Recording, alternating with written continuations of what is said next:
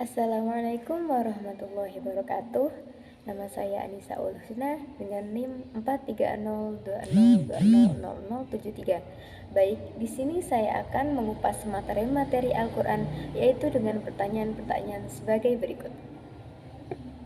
Untuk memasuki materi yang pertama, kita buka dengan pertanyaan yang pertama pula, yaitu apa sih pengertian dari Al-Qur'an itu sendiri? Jika menurut bahasa, Al-Quran adalah bacaan atau yang dibaca. Sedangkan menurut istilah, Al-Quran adalah kalam Allah SWT yang diturunkan kepada Nabi Muhammad SAW. Al-Quran diturunkan melalui malaikat Jibril yang disusun dalam mushaf yang merupakan mukjizat Nabi Muhammad SAW. Lanjut materi kedua. Pertanyaan yang kedua ya teman-teman, bagaimana sih ulumul Quran menurut istilahnya? Istilah ulumul Quran berasal dari bahasa Arab, yaitu dari kata ulum dan Al-Quran. Kata ulum merupakan bentuk jamak dari kata ilmu. Adapun Al-Quran sebagaimana didefinisikan oleh ulama usul, ulama fikih, dan ulama bahasa. Artinya, kalam Allah yang diturunkan kepada Nabi-Nya Muhammad SAW yang lafaz-lafaznya mengandung mukjizat, pembacanya mengandung nilai ibadah, diturunkan secara mutawatir dan ditulis pada mushaf mulai dari awal surat Al-Fatihah sampai akhir surat An-Nas. Baiklah, pertanyaan yang ketiga, yaitu apa sih pengertian dari wahyu Allah? Wahyu adalah kalam atau pengetahuan dari Allah yang diturunkan kepada seluruh makhluknya dengan pelantara malaikat ataupun secara langsung. Dan kata wahyu adalah kata benda. Dan bentuk kata kerjanya adalah auha yuhai. Artinya kata wahyu adalah pemberitahuan secara tersembunyi dan cepat. Pertanyaan yang keempat, apa pengertian dari Lailatul Qadar? Lailatul Qadar adalah malam yang agung, lagi hebat, yaitu malam yang di dalamnya berisikan tentang Al-Quran, diturunkan secara global dari Lauhul Mahfuz dan ke langit dunia dan pertama turun ke bumi. Sebagian ulama mengatakan bahwa waktu pertama kali Nabi Muhammad menerima wahyu adalah pada malam 17 Ramadan berdasarkan ayat Perang Badar dalam surat Al-Anfal ayat 41 yang ditakwil adanya kesamaan tanggal turunnya Al-Quran yang pertama kali yaitu 17 Ramadan, sehingga sampai saat ini kita memperingati nuzulul Quran setiap pada tanggal 17 Al-Quran. Gitu ya teman-teman. Baiklah, pertanyaan yang kelima, apa fungsi dari asbabun nuzul dalam memahami Al-Quran? Ini teman-teman ada yang tahu ya. Tidak saya kasih tahu ya ini. Yang pertama, untuk mengetahui hikmah penetapan hukum bahwa pengetahuan tersebut menegakkan kebaikan umat, menghindarkan bahaya, menggali kebajikan dan rahmat. Yang kedua, pengetahuan terhadap sebab turunnya ayat tersebut membantu memahami maksud ayat dan menafsirkan dengan benar, menghindari pemakaian kata dan simbol yang keluar dari makna. Yang ketiga adalah dalam mengkhususkan hukum bagi siapa yang berpegangan dengan kaidah bahwasanya ungkapan teks Al-Quran itu didasarkan atas kekhususan sebab ya teman-teman. Oke, lanjut yang pertanyaan nomor 6. Apa sih tujuan dari turunnya Al-Quran bagi umat manusia? Yang pertama, sebagai petunjuk menuju Allah. Maksudnya mempelajari Al-Quran adalah cara kita mengenal Allah dan juga petunjuk untuk menuju Allah. Dengan diturunkannya Al-Quran, maka seseorang hamba bisa lebih mengenal Allah, mengetahui apa yang diperintahkan dan apa yang dilarang oleh Allah, dan juga mengetahui bagaimana cara menjadi hamba yang dicintai Allah. Yang kedua, membentuk pribadi Islami.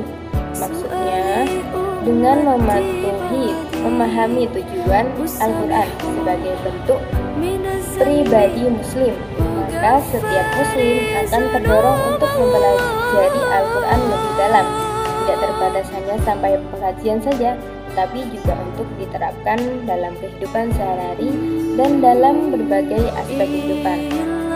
Yang ketiga, membimbing dan memandu manusia.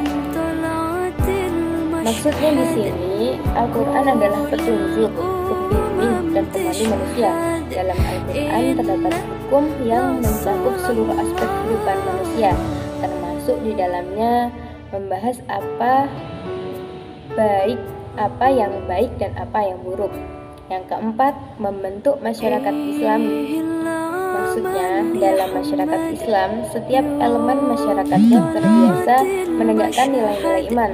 Termasuk ciri masyarakat Islam adalah kondisi di mana masyarakatnya terbiasa menyuruh dan mengingatkan untuk melakukan yang ma'ruf dan mencegah yang munkar, serta beriman kepada Allah.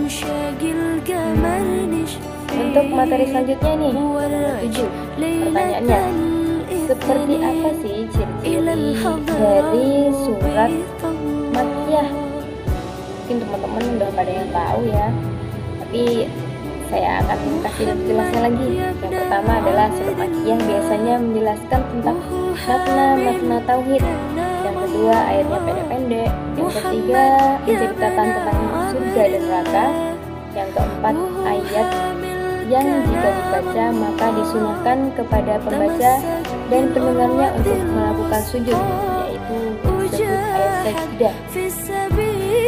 Yang kelima, kata kalla disebut 33 kali. Dan 6, frase ya ayuhan nas, dan sebaliknya tidak ada ya ayyuhalladzina amanu kecuali dalam surat Al-Hajj. Yang ketujuh, kisah nabi-nabi dan umat-umat terdahulu kecuali dalam surat Al-Baqarah. Yang kedelapan, kisah Nabi Adam dan Iblis kecuali dalam surat Al-Baqarah. Dan yang kesembilan, pembukaan surat berupa huruf lepas seperti Qaf, Shad, Alif, Lam, Mim, dan lain-lain ya. Yang ke-10, ungkapan keras, cenderung puitis, menyentuh hati. Yang ke-11, banyak terdapat kesamaan bunyi. Yang ke-12, banyak menggunakan huruf qasam, yaitu sumpah. Yang ke-13, banyak ancaman yang ditujukan pada kaum musyrik.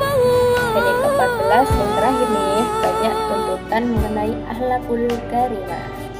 Baiklah, kita lanjut yang pertanyaan nomor 8. Bagaimana pembagian pengertian jam'ul Quran menurut al-Qutan dalam 2 bagian, yaitu mana Al-Qutan yang membagi pengertian jam'ul Quran ke dalam 2 bagian. Yang pertama, jam'ul Quran dalam arti hifzuhu, menghafal dalam hati.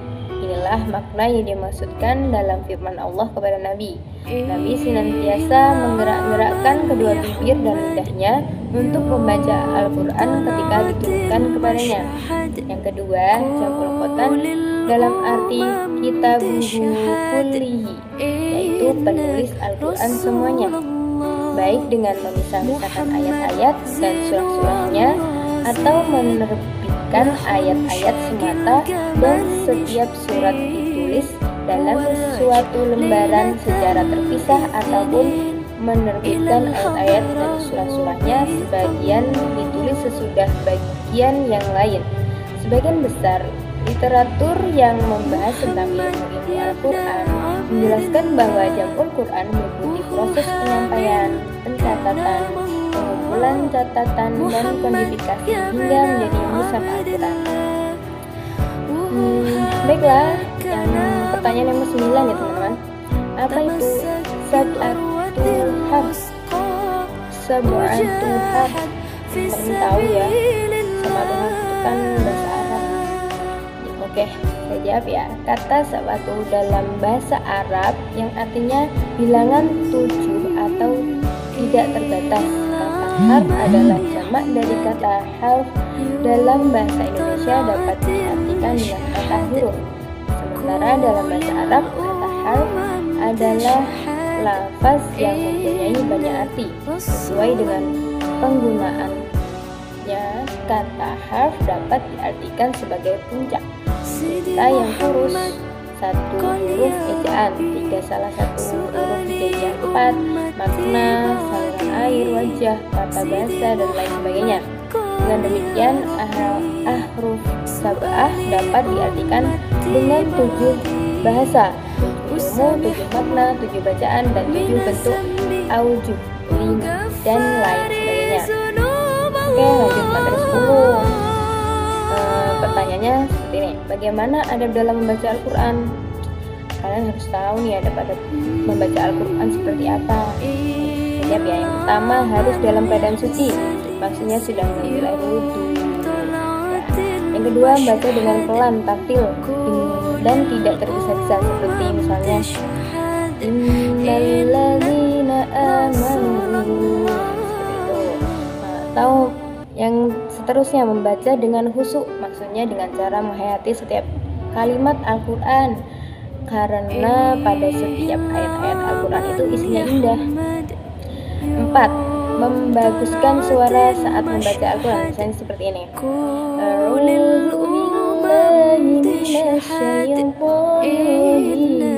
Seperti itu ya teman-teman. Yang selanjutnya dimulai dengan bacaan ta'awuz. Ya, kita memintanya semoga selalu dilindungi dari kejahatan-kejahatan makhluk. Selanjutnya, pertanyaan yang ke-11, apa sih yang dimaksud dengan munasabah? Menurut Az-Zarkashi, munasabah adalah kemiripan-kemiripan yang terdapat pada hal-hal tertentu dalam Al-Quran, baik surat maupun ayat-ayat, yang menghubungkan uraian satu dengan yang lainnya. Dalam hal ini, munasabah bisa berarti suatu pengetahuan yang diperoleh secara akli dan bukan diperoleh melalui tauqif. Dengan demikian, akallah yang berusaha mencari dan menemukan hubungan-hubungan pertalian atau keserupaan antara suatu. Pertanyaan terakhir ya guys, apa sih? Sebutkan perbedaan antara tafsir, terjemah, dan ta'wil. Pasti teman-teman pada bingung ya ini. Gimana sih perbedaannya? Ya, saya jawab ya. Terjemah, yang pertama, terjemah lepas dari bahasa semula, sedangkan tafsir dan ta'wil kadang-kadang masih dalam bahasa semula. Yang kedua, terjemah tidak memberikan uraian yang lebih dari pokok bahasa, sedangkan tafsir banyak memberikan pokok pembahasan. Demikian pula ta'wil. Nomor 3, terjemah hanya dapat menampung salah satu dari indikasi yang termuat dalam suku atau ayat, sedangkan tafsir sebaliknya. Yang terakhir, terjemah hanya memuat pengertian yang umum, tidak terperinci sebagaimana dengan dalam tafsir. Baiklah teman-teman, sedikit dari saya tanya-tanyanya ya saya jawab. Semoga bermanfaat. Jangan lupa like, share, subscribe. Oke. Ini dari saya. Jika ada kesalahan saya mohon maaf. Saya akhiri. Wassalamualaikum warahmatullahi wabarakatuh.